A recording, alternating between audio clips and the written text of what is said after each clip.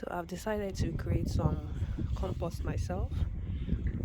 What I did was I started with a layer of cardboard and then put some grass clippings, put some kitchen waste, and then more grass clippings, more cardboard cut, and then some compost. I'm just trying to, it's an experiment as well. I've seen some YouTube videos where it was done, and the aim is to have this marinate, cook, decompose over the winter, over autumn and winter. So by the time it's spring or planting season, I should have hopefully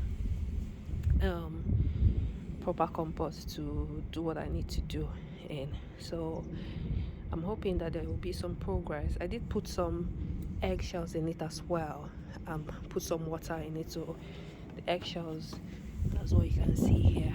It's just an experiment. I'll mix it up every day for the first 1 to 2 weeks. Just make sure everything mixes in, and I should come back with an update on day 10 to show progress, if any.